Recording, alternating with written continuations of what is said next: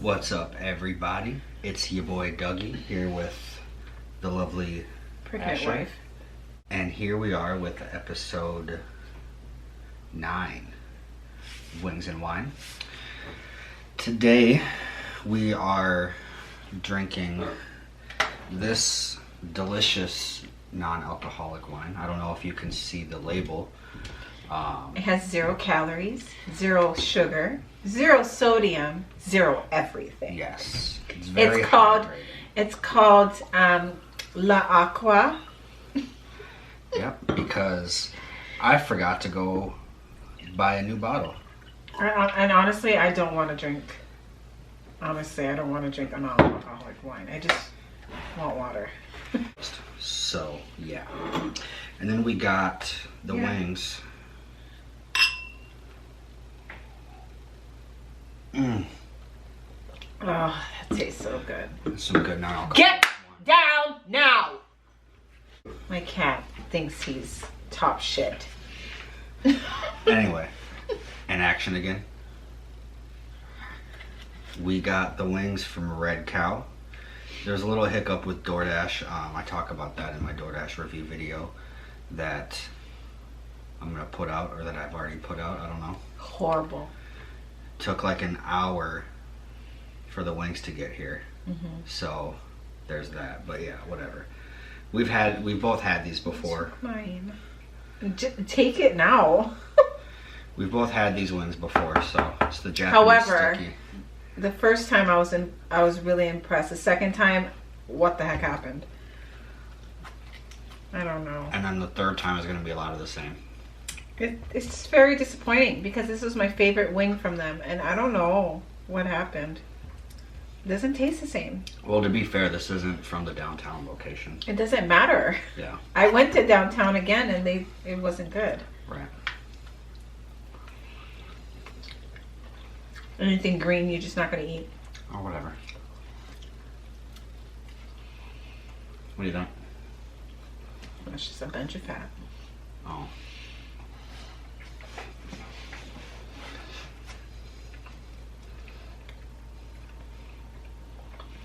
Meh. Yeah, it's not. This is not what I had the first time. The texture is not even the same. Yeah, I don't know. What did they do? I don't know. It sucks. So anyway, today's topic is blended families. This is something that is coming to be a lot more common.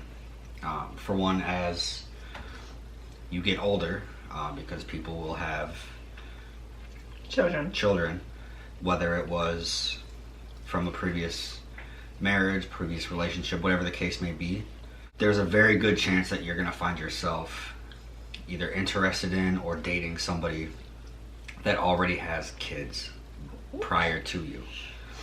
So we decided that that's kind of the topic that we wanted to go over today. A very interesting topic. Because it is something that is becoming more and more common.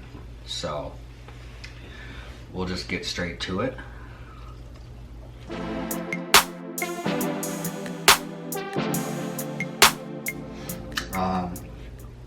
Now, I've personally never, I don't think I've ever dated somebody with kids. I'm pretty sure I haven't, because, you know, we met when we were pretty young. So yeah, I don't think I had dated anybody with kids. But I do have a kid. And I know how I would want somebody, or you, obviously. But if you weren't in the picture, I know how I would want somebody to approach the situation with me. And I think the most important thing is to understand that that child is going to be there. And you need to, I guess, not necessarily right away, but you will need to, at some point, if you want to be serious, you will need to treat that child as if he or she was your own. It's one of those things that's a lot easier said than done. But over time, I think you'll, once you develop a relationship with the kid, it'll be easier to do that.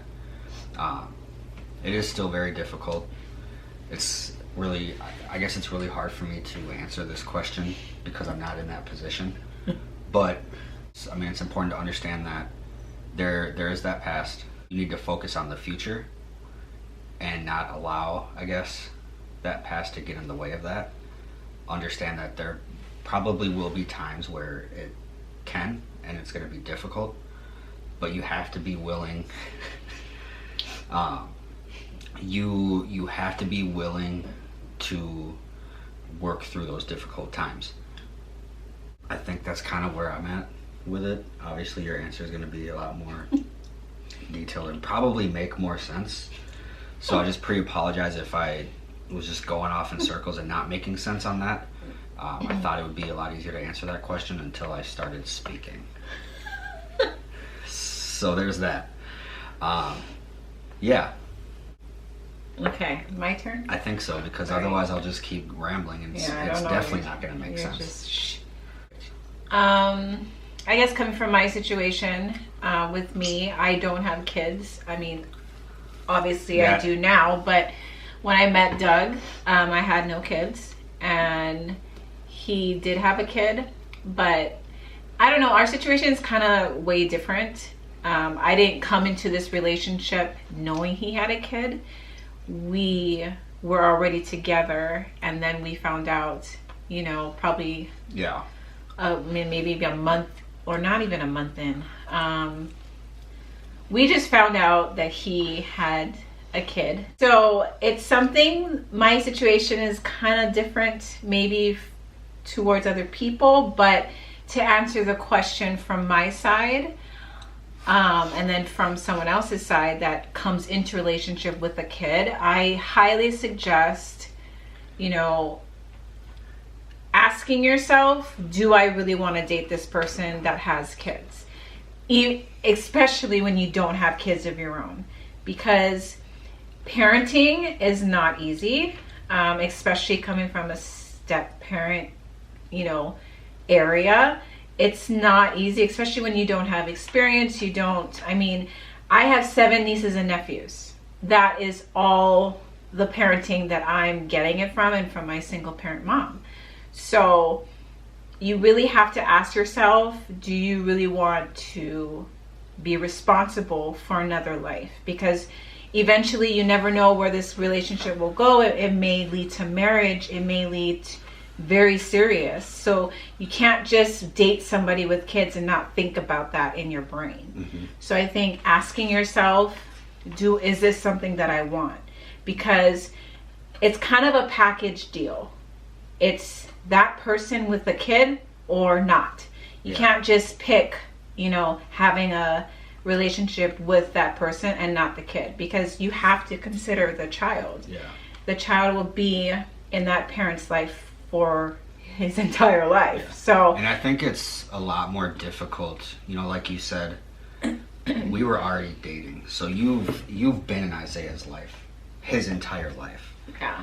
Whereas, where we are right now, had you and I just met and he's already 8 and there's already been that relationship established. Yeah.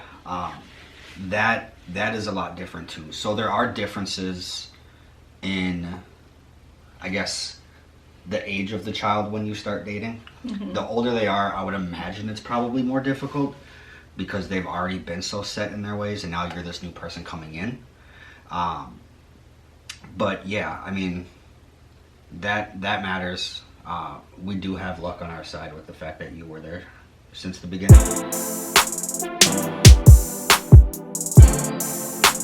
I guess some of the issues would be, communication, with like parenting on both sides, just because in a lot of situations, and I've seen it because my own family, a lot of my family, I come from a blended family. I'm the adopted one, and so I have found that with a lot of blended families, there's a lot of extremes on both parenting sides. One parent is strict, or one parent is a little easygoing. So, and even in our relationship, even though we are together, my parenting is more strict.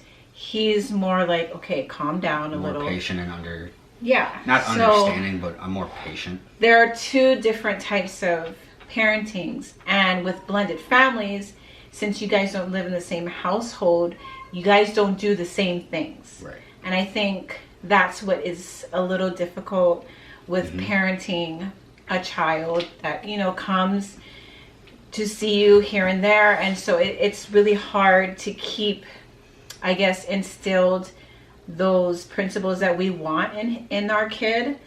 And I think that's what's hard, because I guess when you share a child, you don't get them for 24/7. You know what I mean? They have to go back and forth, because that's how you co-parent. So I think that's one of the issues, is communication with co-parenting, and their different styles, and like disciplining the kid, or what are you teaching them? And it's sometimes that's not what he's taught back at home. So it gets frustrating sometimes, I think, on both ends, with trying to instill what you want in your child. But there's all these different, the kid has basically 4 parents.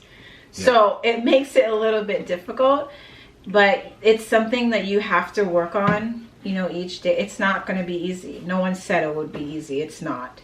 Yeah. I think co-parenting with 4 people is probably the hardest thing anyone can ever do. It's something that you have to really work on and communicate with each other, because if you don't, it's just not going to work. Yeah.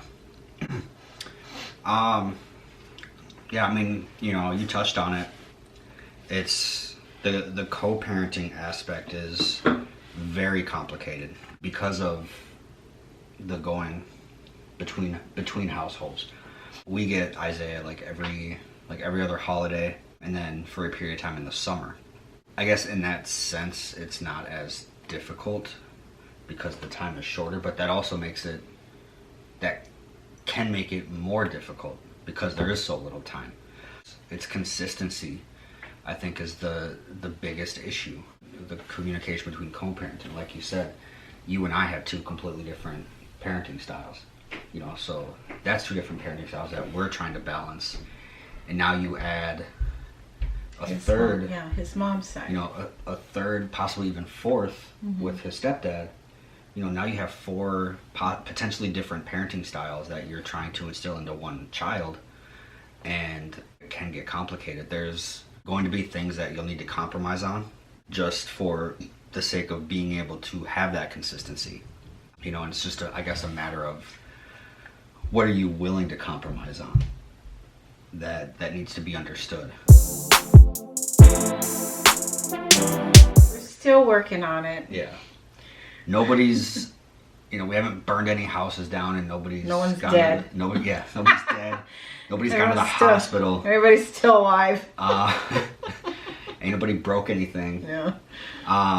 We've been able to be successful up to this point because, we again, understanding, communication. You and I communicate very well between each other in regards to all this stuff. We know how we want our household run, and we hold to that. That, I think, makes it a lot easier. Number 1, we have to communicate with each other. If we don't, it's all over the place. And my stepson doesn't need to see that because it's not embarrassing, but he needs to see a solid foundation. Yeah. And in our home, we always try to discipline when it needs to be done, and we also try to reward him when he does do something good.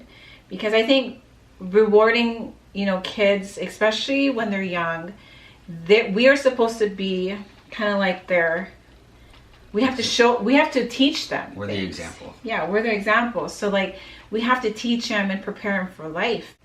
Also too, I think what has been successful is, I guess with me, having a relationship with him, it's kind of hard. I guess coming from a female, it's very challenging to bond with a boy, because like I don't do boy things. For me, what has been successful trying to build a relationship with him was just look into his interests. I knew that it would make him happy and we could like bond a little bit. So I think that kind of really helped. We're still working on it, but I think we're getting there slowly by building our relationship with each other, and having that, I hate that word, stepmom and stepson relationship. It's a little weird, but the more you work at it, the more you'll be able to be successful as a parent, I think. The biggest thing in that situation, you know, from your perspective, being the step parent, realistically, all the kid wants and all the kid needs to understand is that you have their back. You know, they understand that you're there for them. That's what it comes down to. So to be successful as a blended family, as I guess the outsider in that sense, is, you know, just love them. Just do what you gotta do. You know, treat them like your own, like we had said. Have their back. You know, when they fall, help them back up. It's, you know, it's that simple. And, you know, you guys, well, the concept is that simple. The actions, you know, they will be difficult, especially, you know, again, if you're coming into it as the child's already, you know, older. It will get difficult, but, you know, it's worth it. The struggle is going to be worth it if it's supposed to be, I guess. Yeah. If the relationship is meant to be, it will be. Mm-hmm. And I mean, you guys have a pretty good relationship. Well, we're still working on it. There's a lot of things that are going to be complicated, but everything will work out. We are very capable of doing it. Mm-hmm. In hindsight, it's important for you, you know, if you do find yourself getting into a situation where you will have to be a blended family, it's important for you to really look deep into it, think about it, and determine, is this something that I want to do? Because, you know, for a good amount of time, you'll need to understand that it's not about you. It's going to be difficult, especially in the beginning, and you need to know if that's something that you can handle. Be honest with yourself. If you don't think you can handle it, I promise you, you know, it's nothing to be ashamed about. Mm-hmm. You know, but be honest, because that person that has the children, whether it's 1, 2, or 4, if you get into it and then you find out later that it's not for you, you wasted their time. They don't have that kind of time. Basically, do you want to be a mommy or daddy? Right. You need to, yeah. Do you want to be a parent? Yeah. So, and I mean, most people, I mean, yeah, just it's that simple. You know, just think about it, understand what you're potentially getting yourself into, and be honest with yourself. Make the dream work. Yes. Yeah. So. Alrighty. That's all we got for you today. If you have any questions, let us know. Drop them in the comments. Make sure you like, comment, subscribe, ring the bell, do all that. Follow Astra's page too. That will be in the down bar. And yeah, y'all have a wonderful rest of your night. And it's December now, so Merry Christmas, Happy Hanukkah. Happy Kwanzaa. I think that's just happy holidays. That too, yeah. We'll go with that. I go with Merry Christmas, but if you don't do Christmas, happy holidays. Yes. But Merry Christmas.